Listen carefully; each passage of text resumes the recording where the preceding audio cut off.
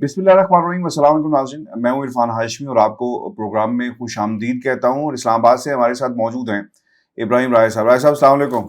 वालेकुम अस्सलाम। अच्छा राय साहब, मेरे पास ना तीन खबरें हैं और तीनों खबरें इंतहाई अहम हैं जिस पर आज हम तफसील से बात करेंगे। पहली खबर लंदन प्लान के मुतालिक एक खबर लीक हुई है। लंदन में एक तमाशा भी लगा है और दो शख्सियात की इंतहाई अहम मुलाकात हुई है हसन नवाज के दफ्तर में। इसकी तफसील अपने सुनने वालों के साथ हम शेयर करेंगे। और फिर राय साहब, लंदन से ही शाही महल में एक तस्वीर वायरल हो रही है। पाकिस्तान के सोशल मीडिया पर तकरीबन तकरीबन ये एक इस वक्त टॉप ट्रेंड बना हुआ है। इस तस्वीर की मुकम्मल कहानी भी अपने सुनने वालों के सामने रखेंगे, क्योंकि इससे पहले भी माजी में एक तस्वीर इसी तरह की सोशल मीडिया पर वायरल हुई थी। और राय साहब, तीन बातें ऐसी हैं। खान साहब ने रैली निकाली और उन्होंने एक बहुत बड़ा ऐलान भी कर दिया है और अब मुल्क के अंदर सियासी मंजरनामा तब्दील होने वाला है। पाकिस्तान का मीडिया तकरीरों को सेंसर कर रहा है, लेकिन इस प्लेटफॉर्म पर हम सेंसर नहीं करेंगे, बल्कि एक एक बात जो है खान साहब की सुनने वालों के साथ हम शेयर करेंगे।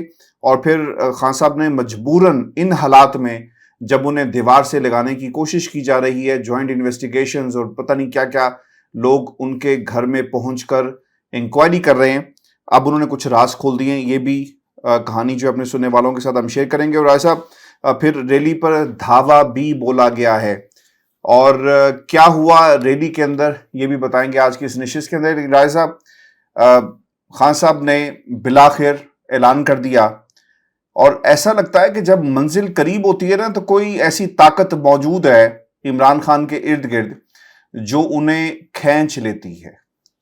हमने सड़कों पर इससे पहले राय साहब किसी सियासतदान के पास इतने गुण नहीं थे और ना ही उसके पास ऐसी कोई काबिलियत है कि वो आवाम को सड़कों पर निकाल सकता है। इमरान खान ने करके दिखाया। इमरान खान ने आवाम को सच बोलना, हक बोलना सिखाया और लोग अब बात करने से डरते नहीं हैं। लेकिन मुझे ऐसा लगता है कि मंजिल करीब होती है तो कोई ना कोई ने पीछे धकेल देता है। अब आखिरी मार्का ये कहा जा रहा है इसे। और खान साहब ये कह रहे हैं कि अगले हफ्ते से 14 मई तक जलसे करूंगा और इजहार यकजहती रैली है चीफ जस्टिस ऑफ पाकिस्तान के साथ, जिस पर कम से कम मुझे तो थोड़े से तहफ़्फ़ुज़ात हैं, क्योंकि चीफ जस्टिस खुद अपने फैसलों के खिलाफ जो है वो बोल रहे हैं। खान साहब ये कहते हैं कि 14 मई को इलेक्शन ना हुए तो सड़कों पर होंगे, अगले हफ्ते से 14 मई तक जलसे करूंगा, जब तक इलेक्शन नहीं होते सांस नहीं लेंगे। मेरे ऊपर कातलाना हमले हुए, किसी को परवाह नहीं, कौम का नुकसान हो रहा है, उनको परवाह नहीं, कानून की हुक्मरानी के लिए सब लोग निकल रहे हैं। आइन कहता है कि असम्बली तहलील होनी है तो 90 दिन में इलेक्शन होता है। इस पर तमाम वकला जजेस मुत्तफिक हैं, लेकिन हमारी असम्बलियाँ तहलील हुई, इलेक्शन नहीं दिए जा रहे। निगरान हुकूमत, वफाक और इलेक्शन कमीशन से मिलकर इलेक्शन नहीं होने दिए जा रहे। चीफ जस्टिस ने कहा कि उनके साथ मुज़ाकरात करो। हम उनके साथ मुज़ाकरात करना शुरू हो गए। हमारे साथ हर किस्म का बहाना बनाया गया, कहा गया पैसे नहीं देंगे। इनकी सिर्फ एक कोशिश थी, इलेक्शन को किसी तरह रोका जाए। उन्होंने आइन की खुली खिलाफ वर्जी की, जो नज़र आ रहा है ये करेंगे। मैं कहना चाहता हूँ कि सारी कौम इस चीफ जस्टिस के साथ खड़ी हो। हमारा आइन कहता है कि अल्लाह की हाकमियत के बाद आवाम की हाकमियत है। और फिर ये जो बिलावल के ऊपर भी उन्होंने तनकीद की कि पाकिस्तान की तजलील हुई, हिंदुस्तान गया, भारतीय वज़ीर ख़ारजा ने पाकिस्तान की तजलील की, लेकिन हम आज भी बंद कमरों में बैठकर ये नैरेटिव बना रहे हैं कि पाकिस्तान महफूज हाथों में है, क़यादत बड़ी महफूज है और बड़ी दलेर किस्म की क़यादत। राय साहब, आपको क्या लगता है पाकिस्तान की जो इस्टेब्लिशमेंट है, खान साहब ने दोबारा तनकीद उन पर करना शुरू की है, इससे मामलात हल होंगे, मुज़ाकरात किसी नतीजे पर पहुंचेंगे, या फिर अब मुकद्दर जो है वो सड़क ही है? क्योंकि इनकलाब अगर अब वापस चला गया तो शायद मुल्क के अंदर इंतखाबात जो हैं वो नहीं होंगे और ये आखिरी मौका होगा। मैं इसे आखिरी मौका इसलिए कहता हूं क्योंकि इससे पहले कई मौके आए जब कौम आपके साथ चल रही थी, अब भी कौम चल रही है, लेकिन हालात जो हैं वो शायद अगर आपने वापस जमान पाक में या मनी गाला में चले गए तो शायद मुश्किल हो जाएगा। राय साहब, योर टेक।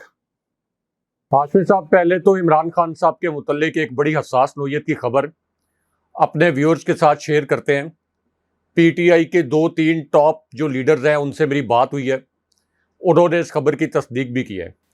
ایک تو عمران خان صاحب کے پاس بڑی سالڈ انٹیلیجنس انفارمیشن ہے کہ اس مرتبہ عمران خان صاحب کے خدا نخواستہ سر پر گولیاں مارنے کا پلان ہے۔ جن قوتوں نے، جن قاتلوں نے عمران خان صاحب کے اوپر پہلے حملہ کروایا تھا، وہ اس پورے پلاٹ سے مطمئن نہیں ہیں، کیونکہ وہ تو ایک قدرتی مدد آ گئی۔ وہ جو پی ٹی آئی کا ایک ورکر تھا، اس نے پسٹل کا رخ آسمان کی جانب موڑ دیا، لیکن وہ اس بات سے خوش نہیں ہے کہ عمران خان صاحب کی صرف ٹانگ پر گولی لگی۔ تو اس وقت جس طرح سے عمران خان صاحب کو یہ انٹیلیجنس انفارمیشن ملی تھی کہ ان کے اوپر حملہ ہوگا اور اس کو ایک مذہبی جنونیت کا نام دیا جائے گا، 3 ہفتے پہلے عمران خان صاحب نے بتا دیا تھا۔ اب اسی طرح عمران خان صاحب کو سالڈ انٹیلیجنس انفارمیشن ملی ہے کہ اس مرتبہ خدا نخواستہ براہ راست ان کے سر کو نشانہ بنایا جائے گا۔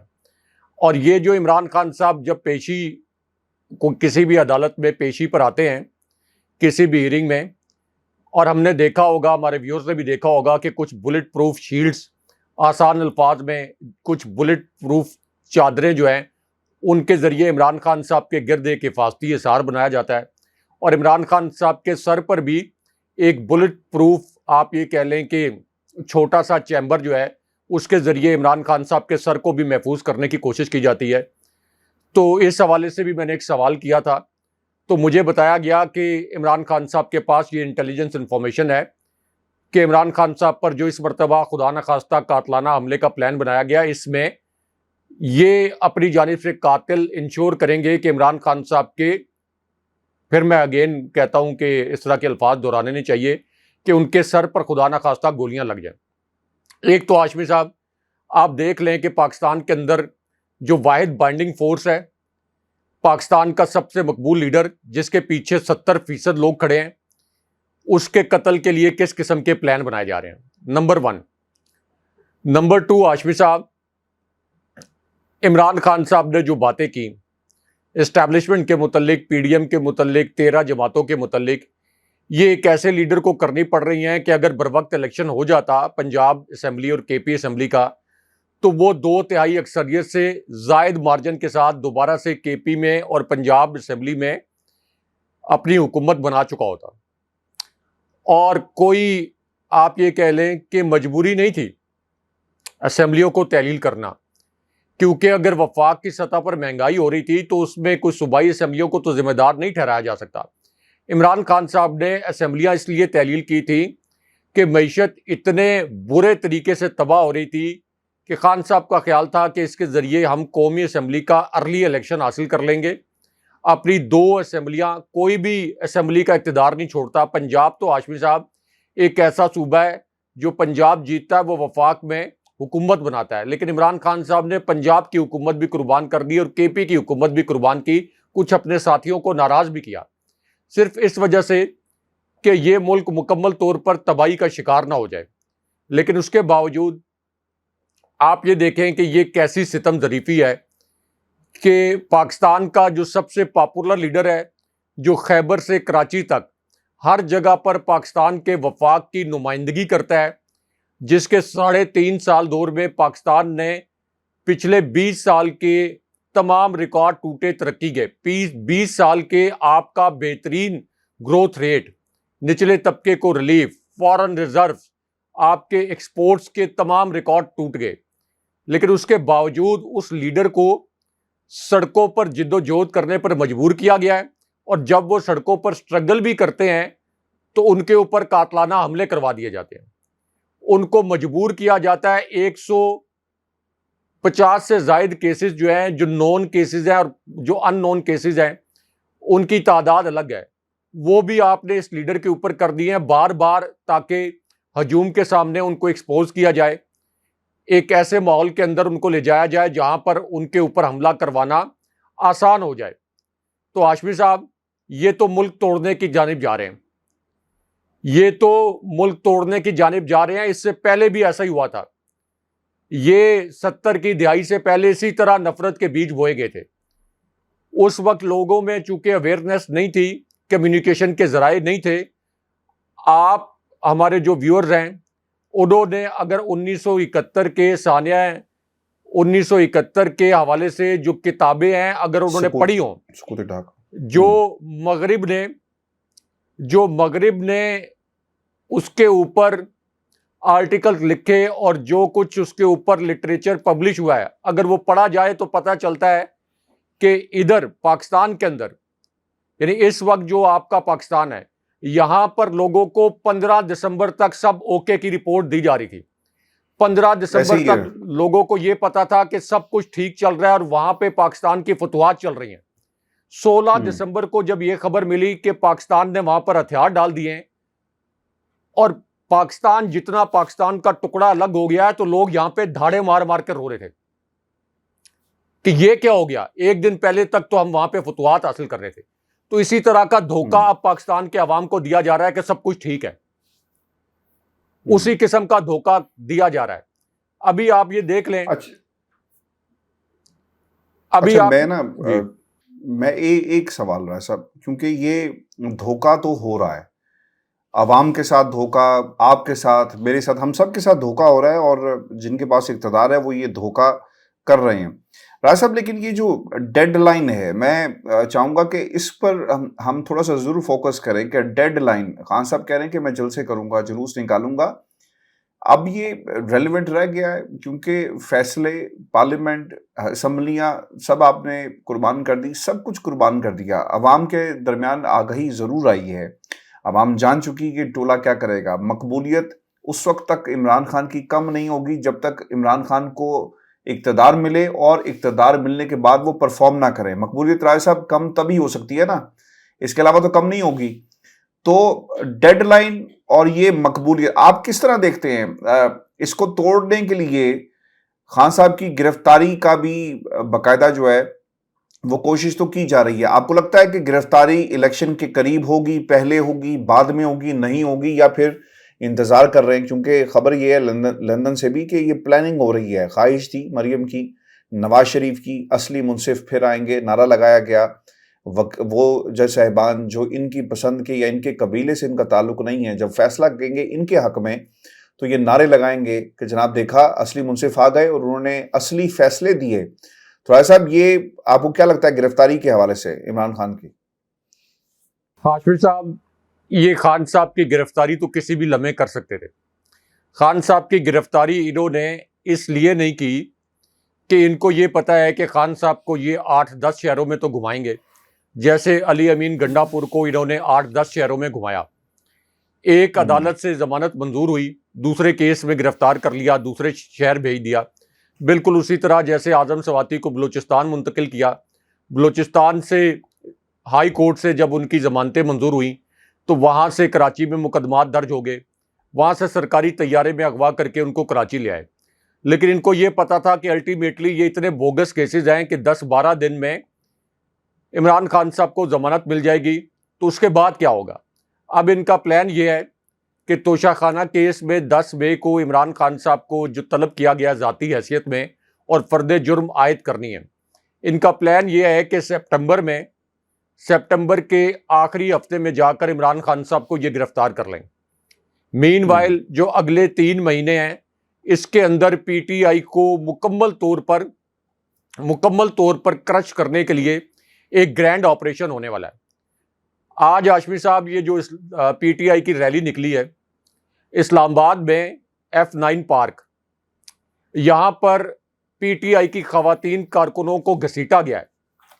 اگر آپ وہ ویڈیوز دیکھیں تو بڑی بے رحمی سے رائے صاحب، جی بڑی بے رحمی سے. ایسا تو ہم نے عامروں کے دور پہ نہیں دیکھا. جنرل مشرف نے، مجھے یاد ہے کہ بلڈنگ پر جو ان کی اسلام آباد کی پولیس تھی، جیو کی بلڈنگ پر حملہ کیا گیا اور پھر صحافیوں کو نشانہ بنایا گیا. ہم نے تو اس دور میں بھی ایسے مناظر نہیں دیکھے جیسے ایک سول حکومت کے اندر دیکھنے کو مل رہے ہیں آپ کے شہر کے اندر.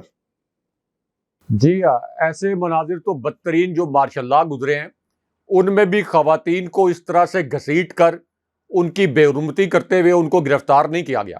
بھیڑ بکریوں کی طرح ان کو پریزن وین میں پھینکا گیا. تو اب ان کا پلان یہ ہے کہ لوگوں کو خوف دلائیں کہ وہ عمران خان صاحب کا ساتھ دینے سے پیچھے ہٹ جائیں. لیکن ہاشمی صاحب اس کے اندر ایک بڑا اہم اور حساس پوائنٹ بھی ہے. وہ پوائنٹ یہ ہے کہ جناب باجوہ نے تو مکمل طور پر مارشل لا نافذ کر دیا تھا.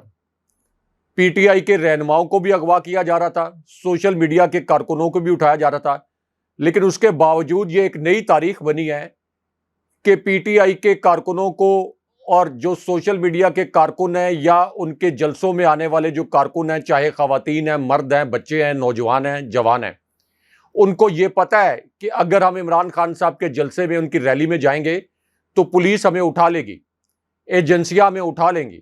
اس کے باوجود لوگ عمران خان صاحب کا ساتھ چھوڑنے سے باز نہیں آ رہے. اس کا مطلب یہ ہے کہ آپ کا یہ مارشل لا, آپ کے یہ تمام حربے فیل ہو گئے. اب چونکہ کمیونیکیشن کا دور ہے, 4G 5G کا دور ہے, لوگوں میں شعور ہے, بہت جلدی انفارمیشن ٹریول کر جاتی ہے. اس لیے اس کے باوجود کہ آپ لوگوں کو اٹھاتے ہیں, 10-12 دن 15 دن اس کے اوپر تشدد کرتے ہیں, 15ویں دن وہ باہر آ کر اس تشدد کی پوری داستان بیان کر کے یہ کہتا ہے کہ جان دیں گے خان نہیں دیں گے. یہ آ کے باہر نعرہ لگایا جاتا ہے. تو اس کا مطلب یہ ہے کہ آپ کے تشدد کے سارے حربے جو ہیں وہ ناکام ہو گئے ہیں. اور یہ پہلی مرتبہ پاکستان کے اندر ہوا ہے کہ کسی ایک لیڈر نے عوامی قوت سے اسٹیبلشمنٹ کو مکمل طور پر پیچھے دھکیل دیا ہے. یہ پہلی مرتبہ پاکستان کی تاریخ میں ہوا کہ D G I S I کو, D G I S P R کو پریس کانفرنس کرنی پڑ گئی اور انہوں نے کہا کہ ہم تو 6-7 مہینے سے بڑے پریشر میں تھے. تو ہاشمی صاحب یہ ان حالات کی جانب کون لے کے جا رہا ہے؟ یہ جو آپ کی 13 جماعتیں ہیں, انہوں نے کیا پچھلے 30 سال میں مختلف اشکال میں جب یہ اقتدار پر قابض رہے تو کیا پاکستان کو انہوں نے 1 انچ بھی آگے جانے دیا؟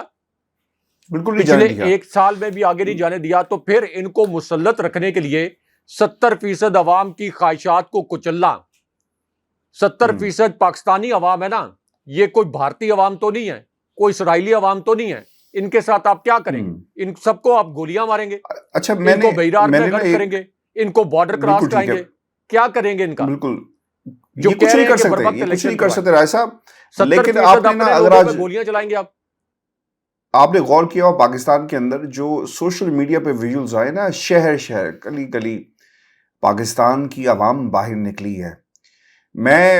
مجھے تھوڑا سا مطلب I am curious to find this out کہ اس وقت پاکستان کی جو خفیہ ایجنسیز ہیں جو رپورٹ مرتب کرتی ہیں, انہوں نے اپنے آقاؤں کو جا کر بتایا ہوگا نا کہ آج سڑکوں پر کتنے آدمی تھے, ان آدمیوں کو گنا بھی گیا ہوگا اور بتایا گیا ہوگا کہ یہ کس قبیلے سے تعلق رکھتے ہیں, یہ نان پر بلائے گئے, قیمے والے نان کھلا کر بلائے گئے لوگ تھے یا پھر عمران خان اور پاکستان کے لیے نکلے. یہ انتہائی اہم موڑ ہے رائے صاحب, جس طرح پوری قوم جا رہی ہے. لیکن پاکستان کے میڈیا نے رائے صاحب آج بھی ڈنڈی ماری ہے, ریلیز نہیں دکھائی گئی.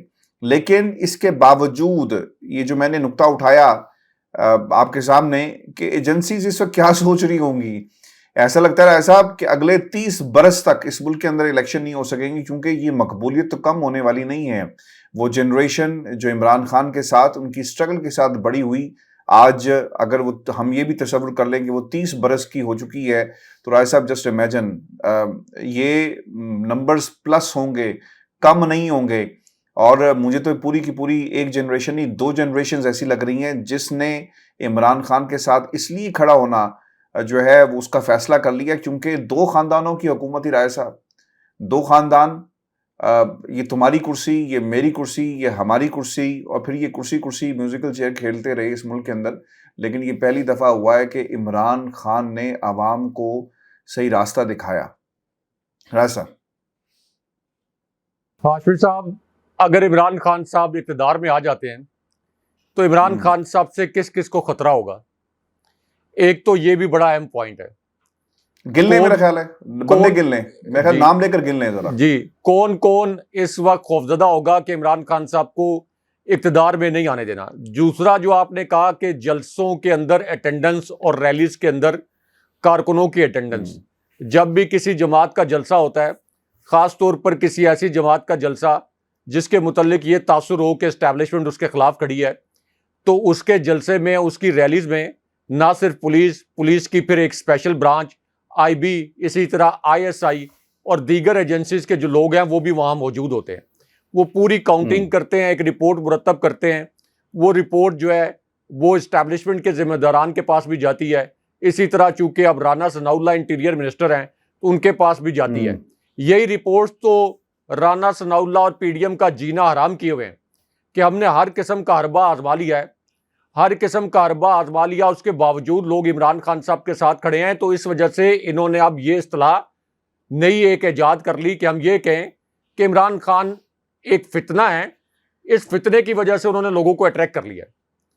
یعنی اب ان کا نیا نیریٹو یہ ہے کہ ہم یہ تو مان رہے ہیں کہ اس وقت عمران خان سب سے پاپولر ہیں, ہم یہ بھی مان رہے ہیں کہ اس وقت الیکشن ہو جائے تو عمران خان 2/3 اکثریت سے بھی زائد مارجن سے جیت لیں, لیکن ساتھ ہی یہ کہتے ہیں کہ عمران خان نے ایک فتنے کے طور پر لوگوں کو اٹریکٹ کر لیا ہے. آپ ذرا یہ دیکھیں کہ جو لوگ عمران خان صاحب کے ساتھ کھڑے ہیں وہ کسی ایک کلاس کے لوگ نہیں ہیں. جس کو کلٹ کہا جاتا ہے وہ ایک کلاس کا کلٹ ہوتا ہے. یہاں پہ عمران خان صاحب کے ساتھ پڑھے لکھے لوگ بھی کھڑے ہیں, لبرل بھی کھڑے ہیں, مذہبی رجحان سے تعلق رکھنے والے لوگ بھی کھڑے ہیں, شہری علاقوں سے تعلق رکھنے والے لوگ کھڑے ہیں, دیہات سے. سوری, ایک کلپ وائرل ہوا ہے رائے صاحب, آئی ڈونٹ نو یہ بات کتنی سچی ہے, سوشل میڈیا پر ضرور یہ بات ہو رہی ہے. ایک خاتون کو پریزنر وین میں ڈالا گیا اور یہ مردوں کی پریزنر وین تھی جس میں انہوں نے کہا کہ بریگیڈیئر کی بیوی ہوں, اور لوگوں نے ان سے سوال بھی پوچھا. تو آئی ڈونٹ نو یہ کلپ کی حقیقت کیا ہے, لیکن ہر کلاس کا بندہ آپ کو نظر آئے گا. ابھی میں ایک اور بھی کلپ بھی دیکھ رہا تھا جس میں ہمارے ویٹرن جو ہمارے فورسز کے لوگ ہیں وہ بھی نظر آئے. یعنی ہر کلاس آپ کو عمران خان کی ریلی میں اور عمران خان کی سٹرگل میں نظر آئے گی. ہاشمی صاحب, جو ریٹائرڈ فوجی افسران کی اور ریٹائرڈ فوجی جوانوں کی تنظیم ہے پاکستان کے اندر, سب سے بڑی تنظیم, ویسے تو 2-3 تنظیمیں بنی ہوئی ہیں, یہ تینوں تنظیمیں مکمل طور پر عمران خان صاحب کو سپورٹ کر رہی ہیں. جو سب سے بڑی تنظیم ہے وہ بھی عمران خان صاحب کو سپورٹ کر رہی ہے. اور یہ جس انٹیلیجنس انفارمیشن کی میں نے بات کی, چونکہ عمران خان صاحب کی جماعت میں ریٹائرڈ فوجی افسران, ریٹائرڈ پولیس آفیشلز, اسی طرح مختلف حساس اداروں میں کام کرنے والے ریٹائرڈ آفیشلز بھی عمران خان صاحب کی پارٹی میں شامل ہیں. پھر ان کے بیٹے یا ان کے عزیز و اقارب جو ہیں وہ ابھی بھی حاضر سروس افسران ہیں. تو یہ انفارمیشن ایسی ٹریول کر کے عمران خان صاحب چونکہ پرائم منسٹر بھی رہے ہیں تو ان تک پہنچ جاتی ہے, جس طرح ان کے اوپر پہلے قاتلانہ حملے کے متعلق انفارمیشن پہنچ گئی تھی. تو کس کس کو آپ روکیں گے؟ ہر کلاس کا شخص اس وقت عمران خان صاحب کے ساتھ کھڑا ہے. اسی طرح اگر پی ڈی ایم کرپٹ صحیح, اگر یہی لوگ نواز شریف کے ساتھ کھڑے ہوتے, نواز شریف مفرور اشتہاری مجرم ہی صحیح, حالانکہ پوری دنیا میں کسی مفرور اشتہاری مجرم کو کسی صورت سیاست کی اجازت نہیں دی جاتی اگر وہ سب سے پاپولر لیڈر ہو تب بھی. لیکن چلیں, یہ تو پاکستان ایک ناکام ریاست ہے, لیکن ان کے پیچھے لوگ کھڑے ہوتے تو تب بھی آپ کہتے ہیں کہ ان کو ہم نے مسلط رکھنا ہے. اگر لوگ کھڑے نہیں ہیں, اگر یہ پرفارم کر رہے ہوتے تو آپ کہتے ہیں چلیں لوگ ان کے پیچھے کھڑے نہیں ہیں, یہ پرفارم کر رہے ہیں, ملک کو آگے لے کے جا رہے ہیں, ہم نے ان کی کرپشن سے آنکھیں چرا لی ہیں. تو نہ یہ پرفارم کر رہے ہیں, نہ یہ قابل ہیں, نہ یہ اہل ہیں, کرپٹ بھی ہیں, عوام بھی ان کے ساتھ نہیں کھڑے. تو کتنی محنت کرنی پڑ رہی ہوگی ان قوتوں کو جنہوں نے ان کو زبردستی مسلط کر رکھا ہے. اور پھر سوالات بھی انہی قوتوں سے ہوتے ہیں, سوالات تو ان قوتوں سے ہوتے ہیں نا, ان کا تو کچھ نہیں جا رہا. اصل میں تو ان کی ساکھ متاثر ہوتی ہے, ان کی تو کچھ ساکھ ہے ہی نہیں.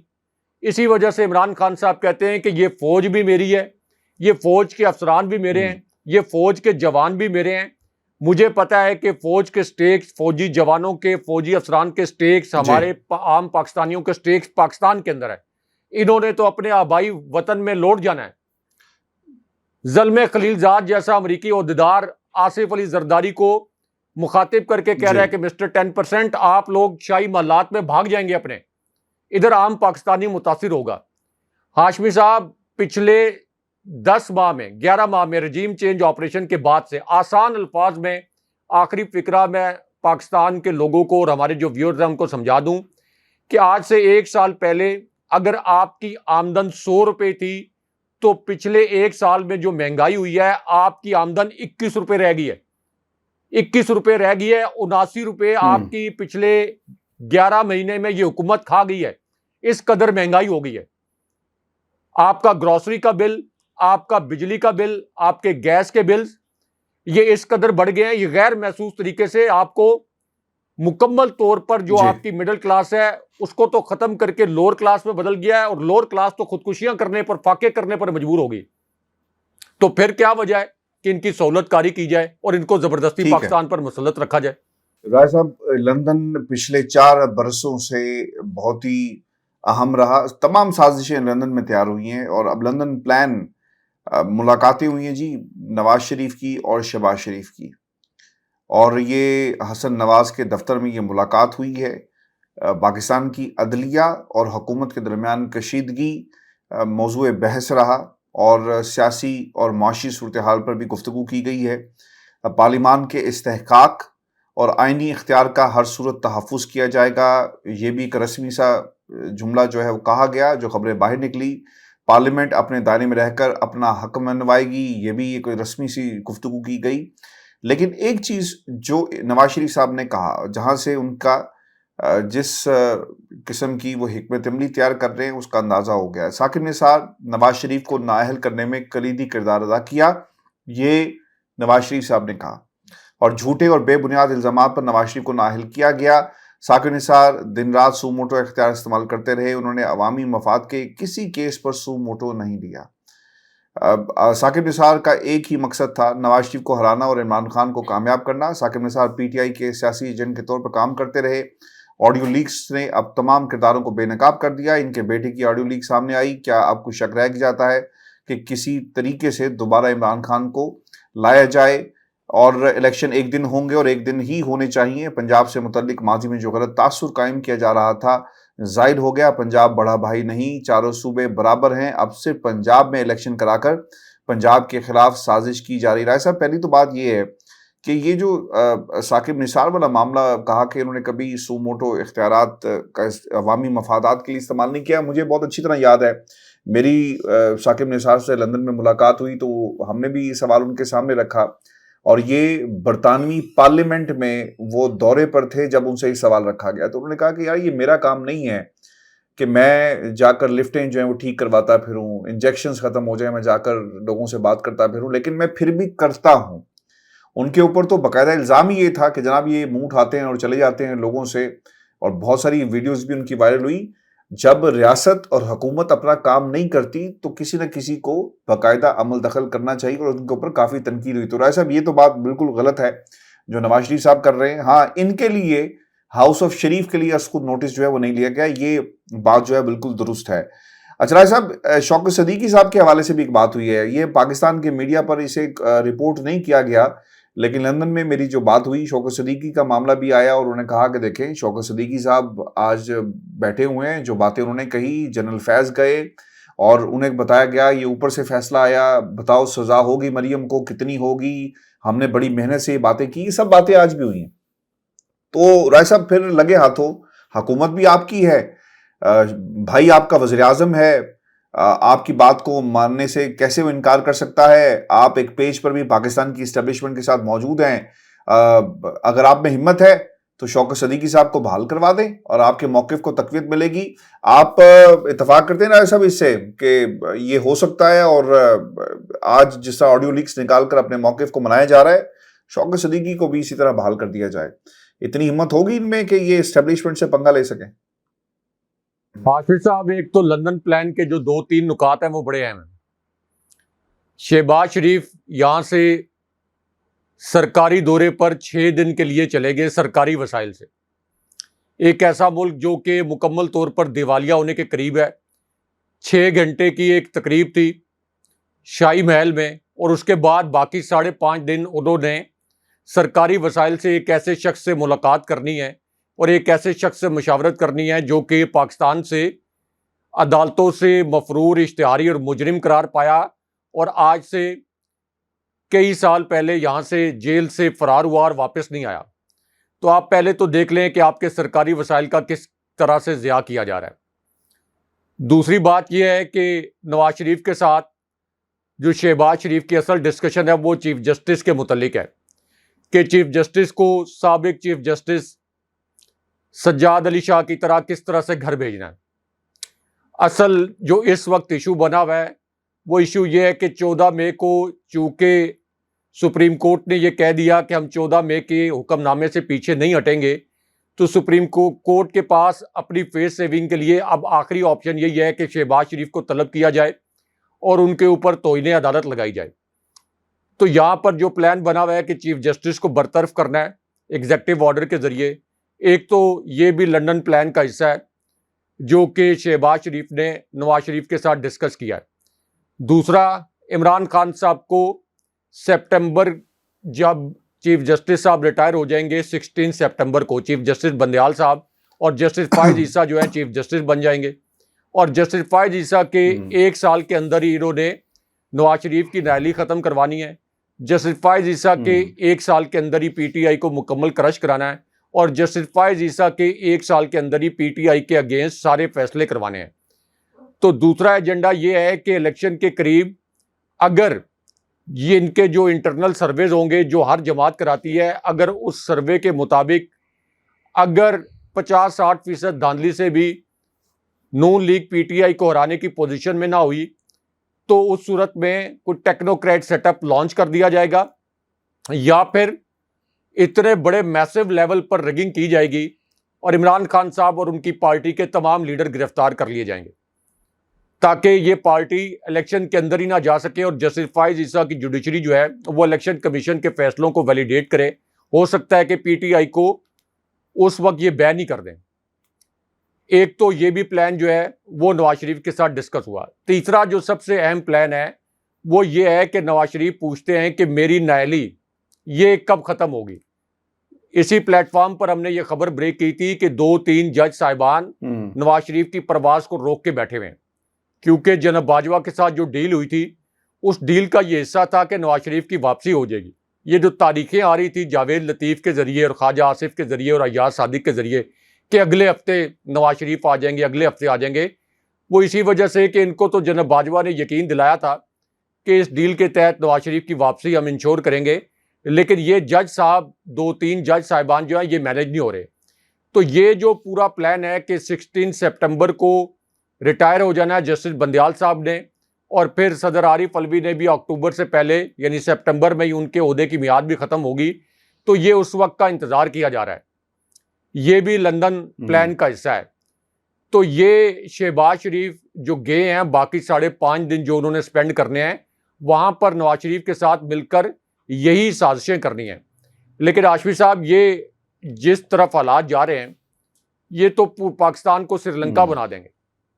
معاشی طور پر تو پاکستان عملی طور پر سری لنکا بن گیا ہے. میں ہاشمی صاحب اسلام آباد میں پیدا ہوں، اسلام آباد کے اندر پولی کلینک ہاسپٹل کے اندر میری پیدائش ہوئی تھی. پوری زندگی میری اسلام آباد میں گزری، اسکولنگ میری اسلام آباد میں، کالج، یونیورسٹی. اس کے بعد تعلیم کے لیے تو میں بیرون ملک گیا. لیکن اسلام آباد کے اندر اس وقت جتنی لوٹ مار، جتنا اسٹریٹ کرائم اس وقت اسلام آباد میں ہے، جتنی لاقانونیت اس وقت اسلام آباد میں ہے، اتنی لاقانونیت میں نے اپنی پوری زندگی میں نہیں دیکھی. میری جنریشن کے لوگوں نے پوری زندگی میں نہیں دیکھی، میری پچھلی جنریشن کے لوگوں نے نہیں دیکھی. تو عملی طور پر تو انہوں نے سری لنکا بنا دیا ہے پاکستان کو، معاشی حالات کے حوالے سے بھی، قانون کے عملداری کے حوالے سے بھی. آپ کی نا بات کاٹ رہا ہوں اس لیے کیونکہ مجھ سے راز صاحب میرے سامنے وہ تصویر آ گئی ہے جس میں شہباز شریف صاحب لندن میں ملاقاتیں کر رہے ہیں، اور بڑی زبردست قسم کی ملاقاتیں، بڑی محنت کے ساتھ ڈھونڈ کے تصویریں جو اتروائی جا رہی ہیں. آج ان کی ملاقات نا سری لنکا کے پریزیڈنٹ رنیل وکرم سنگھے سے بھی ہوئی ہے. تو کیا کہا گیا ہوگا، انہوں نے کیا کہا ہوگا کہ آپ کے ملک کی مثال جو ہے ہمارے ملک میں بہت زیادہ دی جاتی ہے، تو بتائیں کہ حالات کیسے خراب ہوئے یا کیسے آپ نے حالات جو ہیں وہ بنائے. اچھا پھر اس میں اور بھی بڑی تصویریں ہیں یہ بھی پوچھا ہوگا کہ جو آپ کے حکمران ہیں یہ فوجی طیاروں میں کیسے فرار ہوئے تھے تاکہ جب ہمیں فرار ہونا پڑے تو ہم بھی ذرا پریکٹس کر لیں. کیسے آخری لمحے میں جب ان کے ایوان جلائے گئے تھے تو فوجی طیاروں میں فرار ہونا پڑا.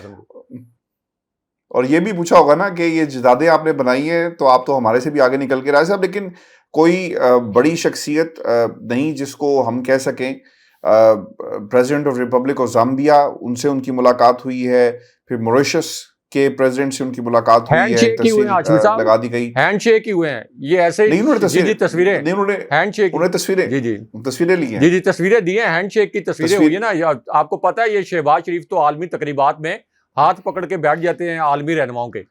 وہ آپ کو پتا ہے نا محمد بن زائد نے کتنی مشکل سے اپنا ہاتھ چھڑوایا تھا. وہ ویڈیو ابھی ہم چلا نہیں سکتے, کاپی رائٹس کے مسائل ہوتے ہیں, ہماری پراپرٹی نہیں ہے, لیکن محمد بن زائد نے بھی کتنی مشکل سے ہاتھ چھڑایا تھا. تو یہ تو زبردستی ہاتھ پکڑ کے کھڑے ہو جاتے ہیں. اچھا میں پروڈیوسر صاحب کو کہوں گا کہ ایک کمپیریزن چلائیں یہ ہمارے دوستوں کے لیے, سننے والوں کے لیے, کہ شہباز شریف صاحب جا کر ہاتھ میں لا رہے ہیں, اور ایک تصویر ایسی تھی رائے صاحب جو بورس جانسن نے, جو برطانوی وزیر اعظم اس وقت کے تھے, انہوں نے خان صاحب کے ساتھ سیلفی لی, موبائل فون جو تھا وہ خود پکڑا ہوا تھا. تو آئی پرسنلی فیل کہ دس از دا ڈفرنس جو عمران خان کی شخصیت میں ہے اور پھر ہمارے جو منسٹر صاحب ہیں, پرائم منسٹر صاحب جو ہے شہباز شریف صاحب ہیں, ان میں ایک بڑا واضح فرق آپ کو نظر آئے گا. یہی فرق ہے نا, ایسا بھارت میں جو کچھ ہوا, بلاول زرداری خواہش پر نانا کے نقش قدم چلتے ہوئے آپ کے وزیر خارجہ بنے ہیں. تو جب خواہشات ملکی اور قومی مفادات کے راستے میں آ جائیں نا, تو پھر ہمیں اسی قسم کے تحفے ملتے ہیں جن کو دنیا جو ہے. اچھا آپ کو ویسے کیا لگتا ہے, پیغام کیا ملا ہے, شہباز شریف کیا دینا چاہ رہے تھے کہ بہت زیادہ مقبول شخصیت ہے, یہ پیغام دینا چاہ رہے ہیں؟ ہاشمی صاحب, شریف خاندان کی کرپشن پر انٹرنیشنل لیول پر اتنے آرٹیکل چھپ چکے ہیں کہ جس عالمی رہنما سے ملے ہوں گے ان سب کے سامنے, اور شہباز شریف کی اور شریف خاندان کی یہ کرپشن میں لتھڑی جو چھبی ہے وہ ان سب کو پتہ ہوگی.